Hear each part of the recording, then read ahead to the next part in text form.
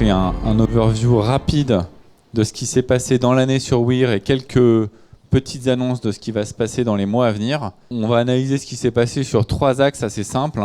L'axe de l'équipe, l'axe du produit et un troisième axe que j'ai oublié et qu'on découvrira en même temps. Alors, sur l'axe des équipes, évidemment, on a une croissance assez forte puisqu'on a levé 11 millions en juillet 2023. Lors de la Winnow de l'an dernier, on était en novembre, on était en train de recruter nos équipes. On devait être 6 ou 7. Bon, maintenant, on est 25. Et puis, on continue à recruter. Donc, globalement, on est organisé comme ça. Bon, on dirait que c'est l'organisation matricielle d'IBM, mais c'est bien Weir. On est organisé en une équipe technique qui est sous la direction du co-créateur et de mon associé Antoine, qui est quelque part dans la salle. Merci Antoine, qui dirige 2/3 de l'entreprise, elle-même divisée en une partie module, une équipe qui réalise les produits finis, une équipe qui réalise le hardware, donc les cartes électroniques, et une équipe de brillants algorithmiciens. Donc ça, c'est vraiment le cœur du réacteur, l'équipe technique qui réalise les produits.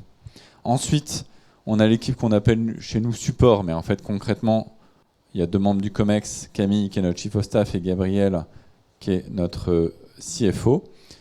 On est en train de recruter, d'ailleurs, si quelqu'un veut candidater à ce poste, un talent recruteur, parce qu'en fait, pour gérer notre croissance, au final, c'était Camille qui s'y collait, mais on a besoin de quelqu'un qui fait ça à longueur de journée, en particulier parce qu'on est basé à Montpellier.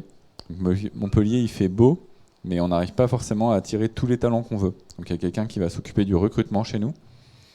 Dans l'équipe Customer, fraîchement arrivé cet été, Pierre, qui est notre Head of Sales, dont les résultats sont assez incroyables. Donc, d'ailleurs, la 3e axe, c'était bien le commerce, ça me vient à l'esprit.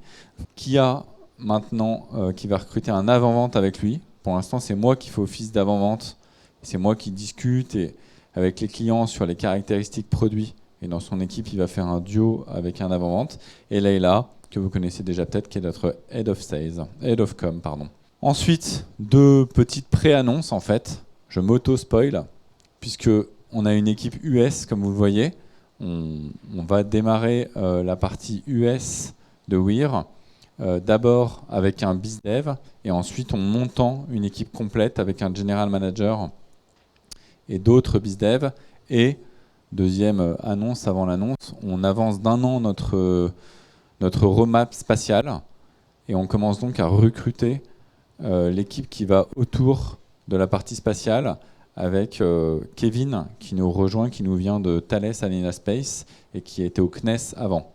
Donc un poids lourd pour Weir qui va nous faire rentrer techniquement dans ce monde-là.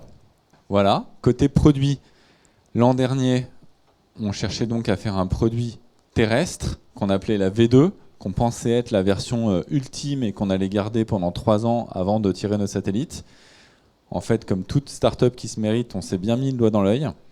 La V2, elle est super, elle marche très bien, mais elle répond absolument pas au marché.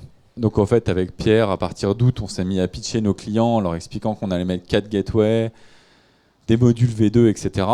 Et puis tous les pitchs se déroulaient super bien, jusqu'à arriver à la slide des prix. Alors, et arriver à la slide des prix, ça vaut 200 000 €, et ça vaut 500 €. Alors moi, je tremblais quand je racontais que la gateway valait 200 000 €, mais manque de bol, tous les clients, ils ont bloqué sur le prix du module. Parce qu'en fait, l'avantage concurrentiel de Weir, c'est de mettre 4 antennes sur un très grand site industriel. Et donc, un client qui voit un avantage concurrentiel là-dedans, il veut déployer un très grand nombre de trackers. Et s'il veut un très grand nombre de trackers, ça vaut 1 000 €. Donc s'il prend 1000 trackers à 1 000 €, il achète 1 million € de trackers. Évidemment, économiquement, ça ne tient pas la route. Voilà. Donc moi, j'ai commencé à avoir quelques sueurs froides en septembre, en me disant, je ne sais pas très bien comment on va faire pour vendre à part à des secteurs spécifiques comme la sécurité et la défense. Avec Antoine, on s'est mis à plancher sur le sujet et on a inventé le module V3. Qu'est-ce que cette chose ? En gros, c'est la même chose en 4 fois plus petit et surtout en 10 fois moins cher. Donc là, du coup, ça vaut 50 €. On va garder des gateways un peu optimisés, mais globalement, les gateways, c'est un peu les mêmes. Et on va avoir un module de réception côté tracker qui va être plus petit, qui va tenir 5 ans sans recharger avec 1 point par heure sur sa batterie, et surtout qui va coûter 10 fois moins cher à produire, à partir de là, on s'est mis à pitcher les clients avec ce module. Et là, on signe en gros des clients toutes les 2 semaines. Donc maintenant, on a un couple produit-marché qui tient la route et pas uniquement juste un produit. En fait, je triche un peu dans mon discours parce que ce truc a un défaut quand même par rapport à lui. Lui, il ne peut pas traquer en continu. Il est fait pour avoir des points, 1 point par minute, 1 point par heure. Alors que lui, il peut traquer en continu 20 points par seconde.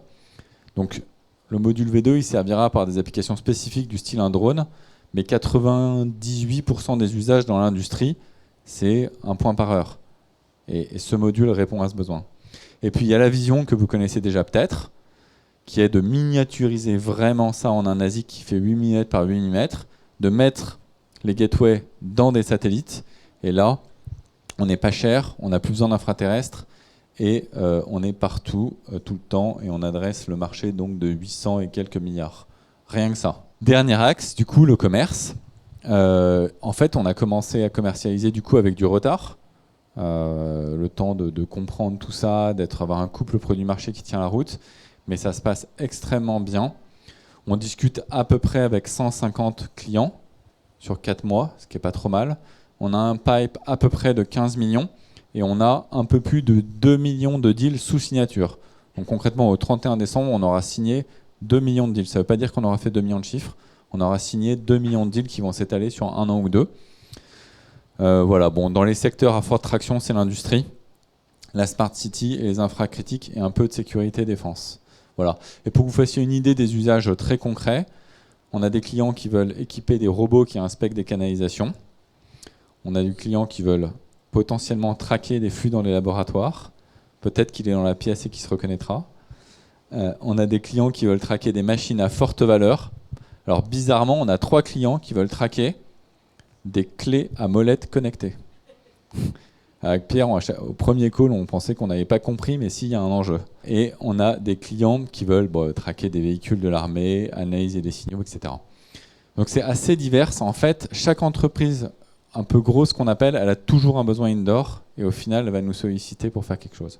La roadmap de Weir, donc vous savez que Weir est une deep tech. Qui dit deep tech dit c'est super, c'est une super innovation. Mais 1, ça prend du temps, 2, ça demande de l'argent. Donc c'est intéressant à un moment donné de dézoomer, de resituer, mais où est-ce qu'on en est et est-ce qu'on n'a pas dérivé de notre mission. La mission de Weir, elle est simple. Être dans l'iPhone 20. Nous, on veut être dans l'iPhone 20. Pour être dans l'iPhone 20 et pour être le leader de la géolocalisation indoor au niveau mondial en 2030, il faut réaliser simplement 2 choses. Mais il y a un peu de temps pour y arriver. Il faut lancer 300 satellites qui émettent les signaux Weir et il faut avoir un tout petit ASIC pas cher qui peut être dans tous les téléphones. Donc le chemin pour arriver à ça, on en est au 2/5 en fait, ce qui est quand même pas trop mal. On a inventé la techno Weir, on a inventé le fond du truc, les calculs mathématiques. On a déployé Montpellier. Avec ça, on a levé nos 11 millions. On a réalisé le produit terrestre que maintenant on vend à des industriels pour un déploiement terrestre. Et maintenant on en est là. On va relever, donc sa première annonce de la soirée, on va relever 40 millions d'euros dans les mois à venir, accompagné très probablement par une fameuse banque d'affaires, peut-être aussi présente dans la salle.